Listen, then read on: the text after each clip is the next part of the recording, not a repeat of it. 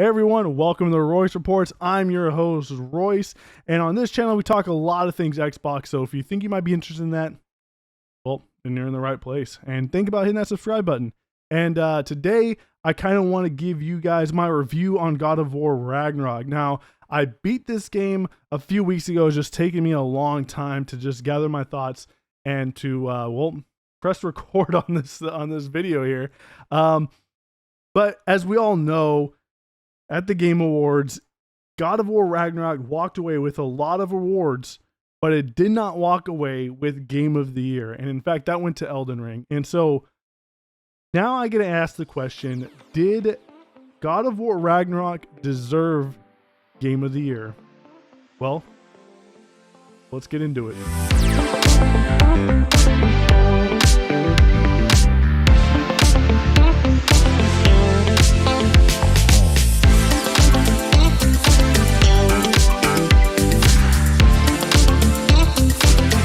Alright, so starting off, I kind of want to talk about the story of God of War Ragnarok, and I mean, this is a typical review style, but I'm going to break it up into story and gameplay and my final thoughts on God of War as well.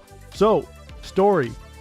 So we know that God of War Ragnarok is a direct continuation of God of War 2018, and it takes place a few years after the events of God of War 2018, and it picks up with Atreus and Kratos. And this game, I just first got to start off with how strong this game starts off. This game has one of the best openings I have played in a very long time.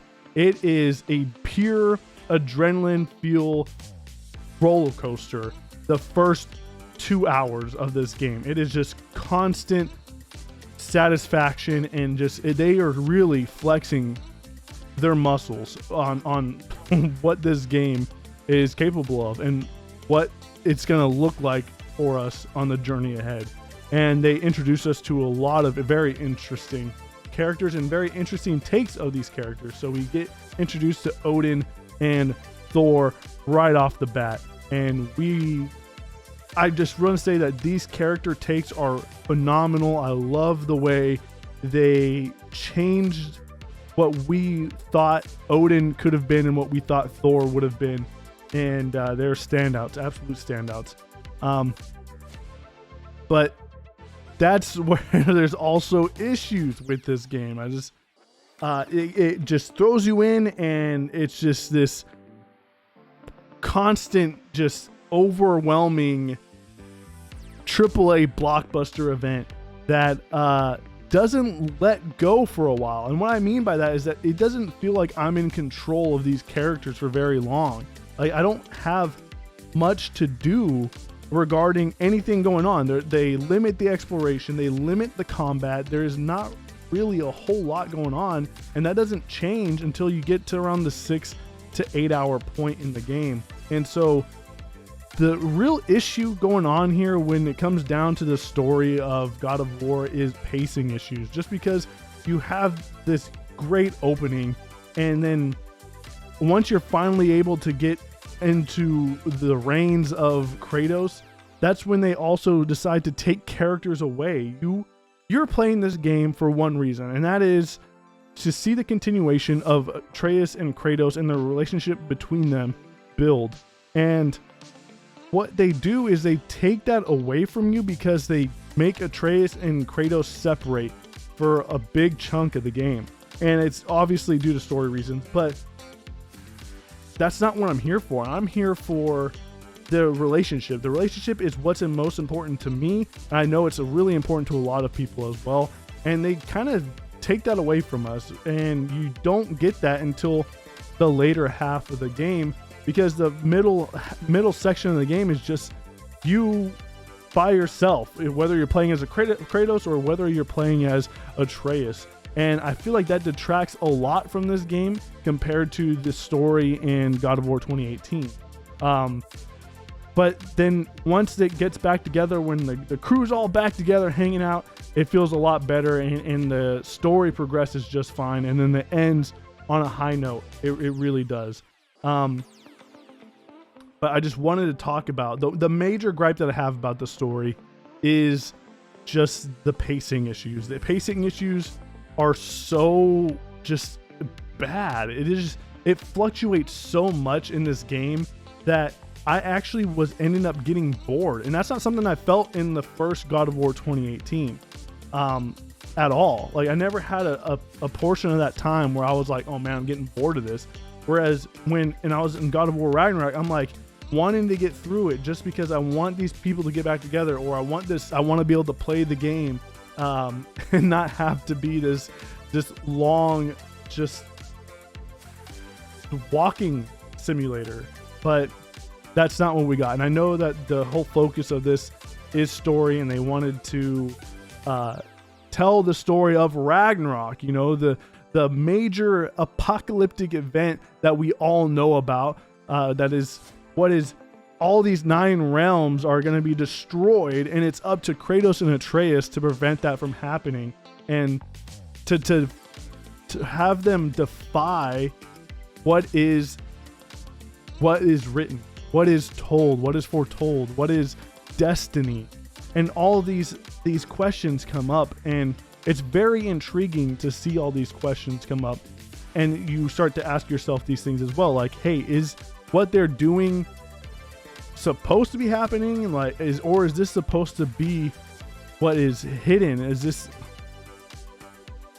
just a lot's going on in the story, and when you're dealing with something like Ragnarok, I feel like there has to be a lot of buildup regarding this. And if you play God of War 2018, is there any buildup towards Ragnarok? Not really, not really at all. And I think that's what the major issue is for me personally, is these characters that I really want to see fleshed out more. Like, they introduce so many new characters like Odin and Thor and Heimdall and a bunch of other interesting characters. And I think that the end that they're trying to get to, the end goal, wasn't really earned, in my opinion. Like, yes, the ending is freaking bombastic and crazy, and it just ties a nice bow on this really great duology. But at the same time, I wish that this game would have been used as a stepping stone for a God of War 3 that would have been the big bombastic ending of Ragnarok. Because I'm going to talk about spoiler here, but just skip to this portion of the video and it won't be spoiled for you. But I want to talk about the ending, which is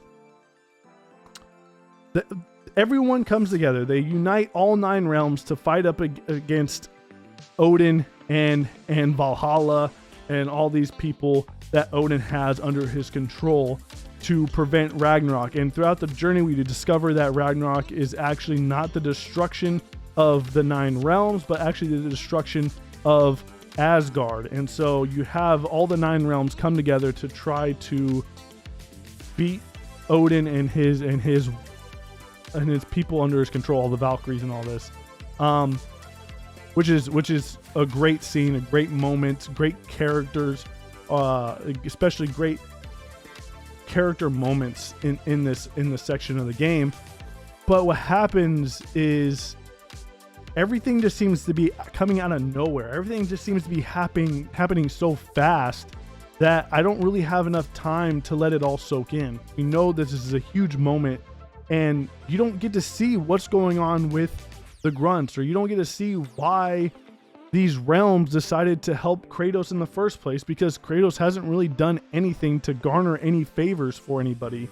And in fact, at the end of the first one, he has a bunch of people hate him for the stuff he was doing. So all these favors just come out of nowhere, and I just don't think it's earned. When you're exploring these realms and seeing everything, everybody hates you as you're walking through it. There's wars going on in these realms. In Valheim, when you go to Valheim and explore Valheim, there is nobody there. There is nobody at all. And it's because they've all been hunted to pretty much extinction. Like, Jotunheim is gone. Valheim is gone. The dwarves are enslaved. They hate the brothers, the 2 brothers, Sindri and Brock.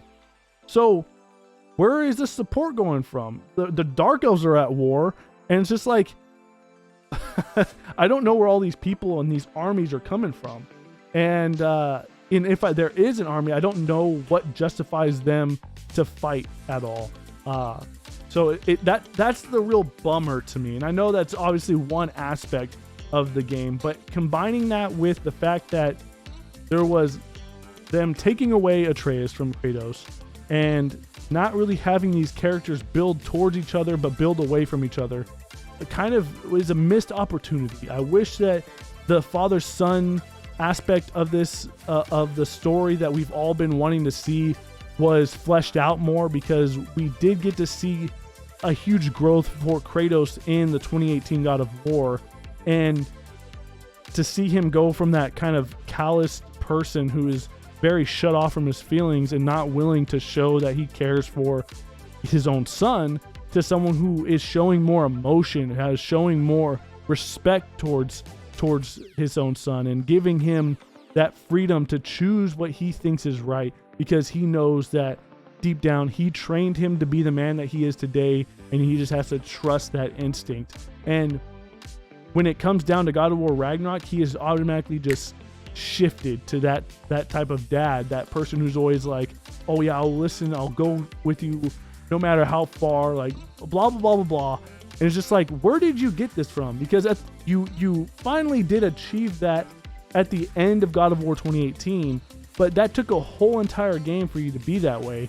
And that was only a very slight amount of care that you started to show. You were refrained from putting your hand on his shoulder, from acknowledging the good things that he was doing, and from actually showing Atreus that you actually love and care for him.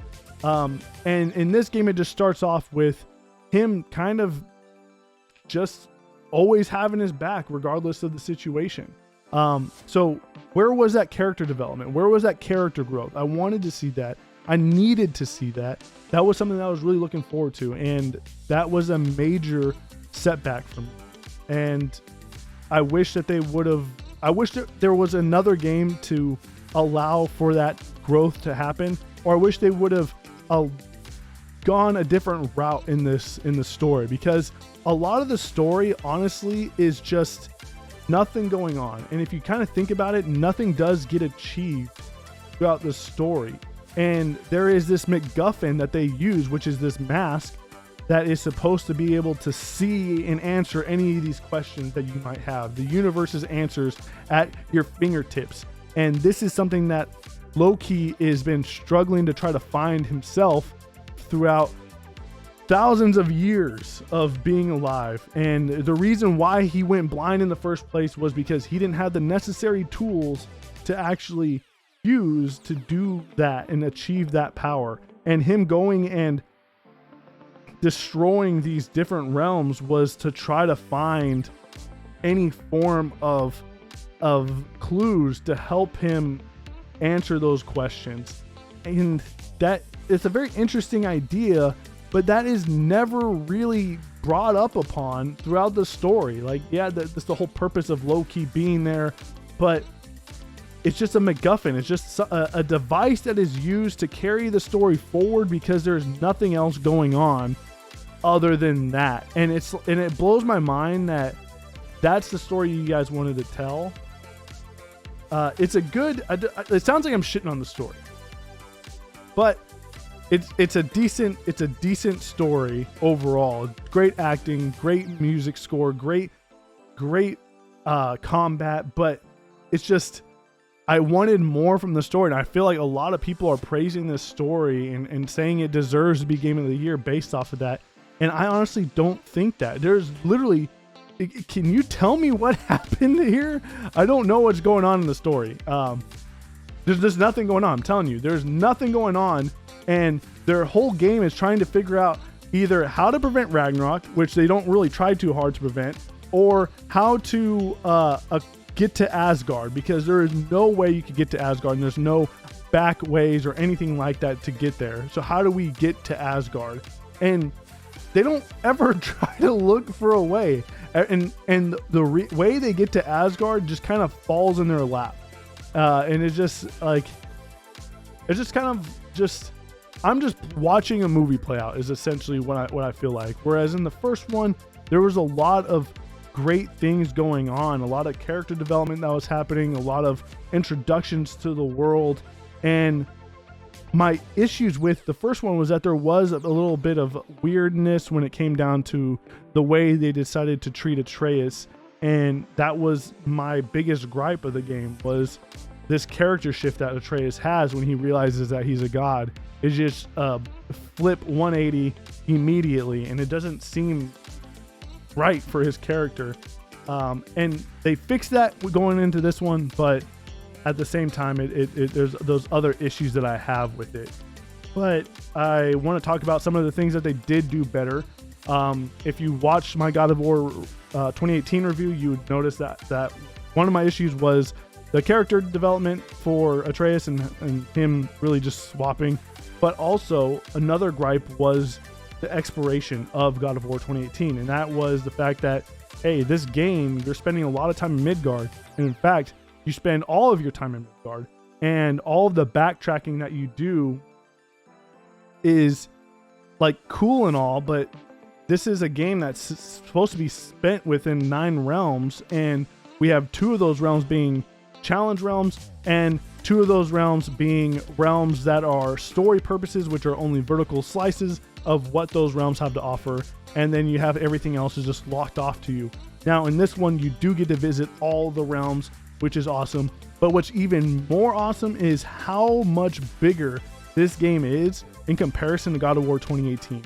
This game is freaking massive, and the fact that that gripe that I had with 2018 is completely gone, because they fleshed out every realm that you can go to, except for Niflheim, which is like, I mean, whatever.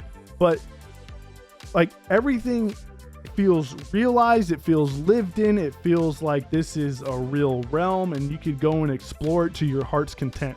And what's crazy about all that is that the exploration is done in a great way, because there is secret areas in the game that open up to you once you have the right tools to access it, that are bigger than some of the story areas. And there's a lot of side content there that's actually pretty fun, which deals with you going and hunting things and stuff.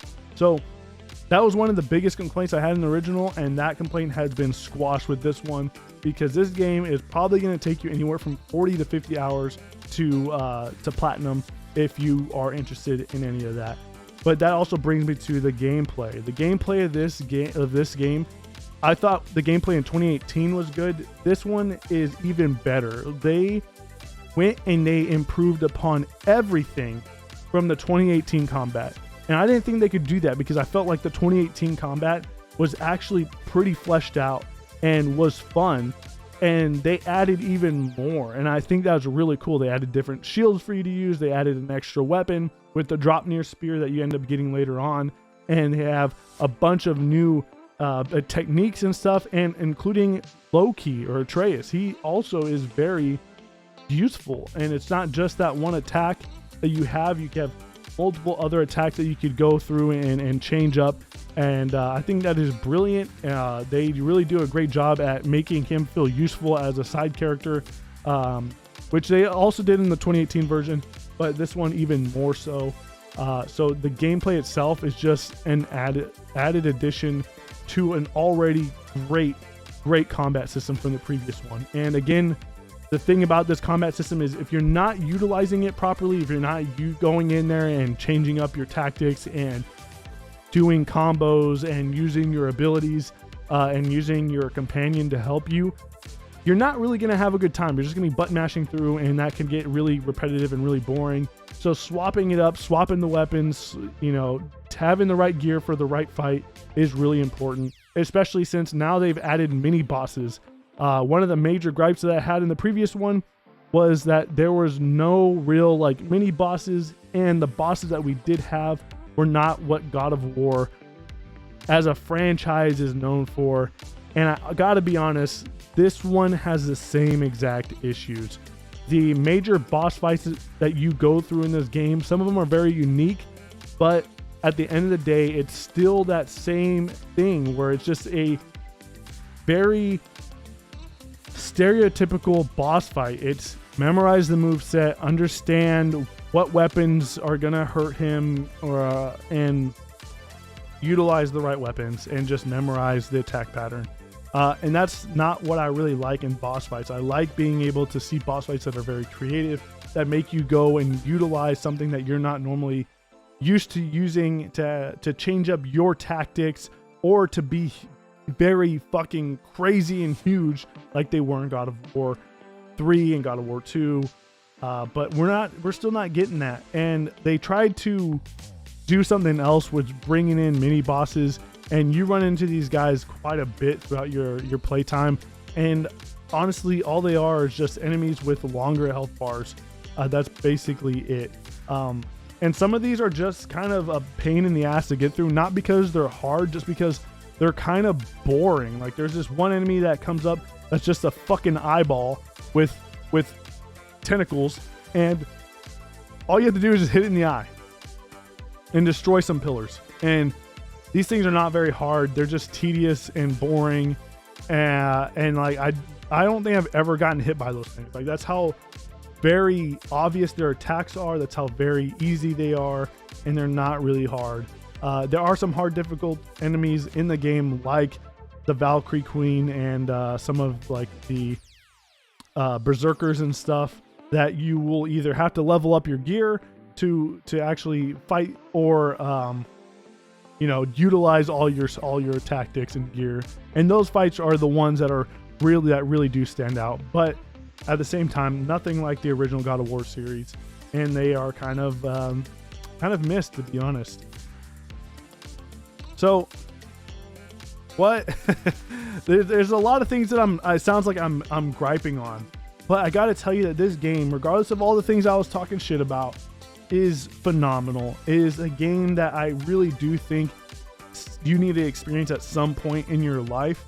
Now, if you aren't into God of War 2018, I don't think this is going to change anything for you. I think it's just going to, it's just that a lot of people were complaining that this might have been a DLC. And I just want to tell you that I don't think this is a DLC at all. I think this is a full-fledged game. This game is bigger than God of War, but does bigger necessarily mean better? No, I don't think so. I don't think this is better than God of War 2018. I think it is a great companion piece to an already great game, and to just see the continuation of these amazing characters, I really do think you should spend time in this. Now, some of the highlights for me is how beautiful this game looks. It looks stunning, absolutely stunning. I am still surprised that the 2018 game runs on PlayStation 4. I'm even more surprised that this version of the game runs on the PlayStation 4. I played this on my PlayStation 5, but there's like no load screens. This game is just so smooth, and it's just, they are masters at this craft already. Like, first party PlayStation games, like with what they do at Naughty Dog, what they do at Sony Santa Monica, what they do at Insomniac, even with Ghost of Tsushima and Horizon, these guys know how to make a game look fucking phenomenal and run so fucking good. And so you won't have any performance issues. I did have a couple of glitches and stuff that kind of didn't really break the game for me at all, just pulled me out of the experience a little bit. But man, this game looks beautiful. Also, the score is so strong. It is such a fucking awesome score. And I'm glad that it won for their score, because it honestly deserves it. It is a standout, and it's just so good. Voice acting, top notch voice acting. The intro, the ending are all just pretty much how it should be a standard to use these guys as a way to look at, okay, how do we open up a game? How do we send off these characters? And that is perfect. The only gripe that I have is just a slow middle half that kind of wanted me to get through it and as fast as I could, just so that way I could either see these characters progress, see these characters reunite, or to pretty much just get to the end of the game. Now, what is my final verdict of this? My final verdict of this game is going to be an A-. Now, the first one I gave an A, so you don't have to go back and check, but first one's an A. I think this one is slightly worse than the first one, and I say worse, but that's because I have a lack of any other word I could use right now off the top of my head. But it is still an amazing game, and that goes into a lot of discussion. Is this game worth $70? You know, and the way I see it now is that games, the new norm for games is $70, and I hate that fact that that is the new norm going forward. But now that we are all on the same page, that $70 is the new industry standard. Microsoft is doing it, Sony is doing it. All these other big AAA developers are going for $70 games. This is the new standard, and that is the new full price video game. Now, do I think this game is full price worthy? I do. I really do think this game is full price. If you haven't picked it up and you're on the fence, and for some reason you're waiting for me to tell you, if any 100 of you guys are listening, wait for me. No, I really do think this game is worth full price. And the other question is it Game of the Year worthy? I think it deserved the nomination 100%. I really do. But I got to talk about what it means to be Game of the Year for me. So Game of the Year for me is something that is a industry defining video game, something that moves the art of video games forward. And when it comes down to it, Elden Ring was that game.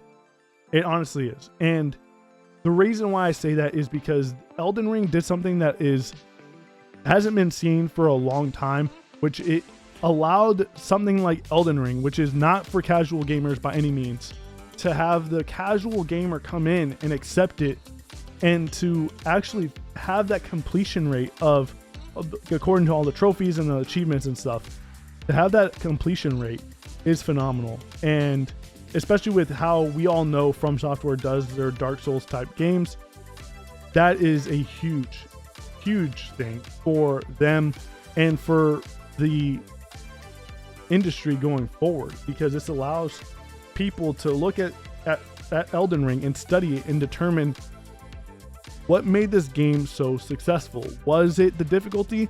I don't think it was a difficulty at all. What I think it was is the fact that this game let you truly explore in a way that we haven't seen in video games in a while, and to literally pave your own way through the game without the unnecessary HUD elements, and to be as minimalistic as possible. And it shows us that we are respected as gamers and as individuals to be able to determine how to get through a game by ourselves without any help. We don't need a guide. We don't need a map. We don't need a compass. We don't need all these unnecessary HUD elements that block everything, and truly just let us explore, let us find our way. And I think that was a huge difference between this and God of War. And God of War Ragnarok is a great game. It's one of the best games I played of the year by far. And the thing about it though is that it doesn't do anything different. It is a sequel to an already amazing game, to a sequel to God of War. And yeah, God of War did change a lot of things. It changes the way I see PlayStation. It changes the way I think AAA games should be done. But that's not the industry standard. And I think going forward, the industry standard should be what Elden Ring was, which is trust your players.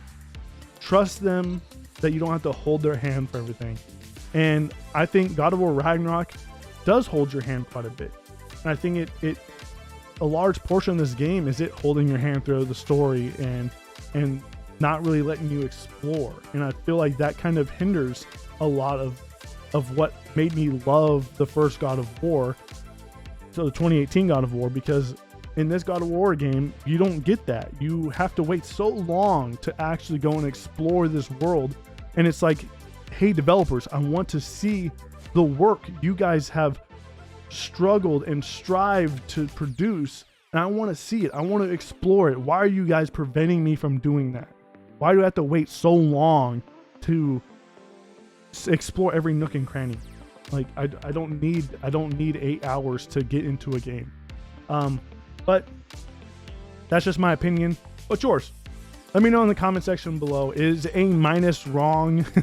Are you guys upset at me? Because it does sound like I was really ragging on this game, but I have finished it. I finally put my thoughts out there for you guys. So if you've played it, what do you guys think? Do you guys think it deserves Game of the Year? And do you think God of War is one of the best PlayStation games out there? Let me know in the comment section below. I appreciate you guys for stopping by, and I thank you for all the recent subscribers.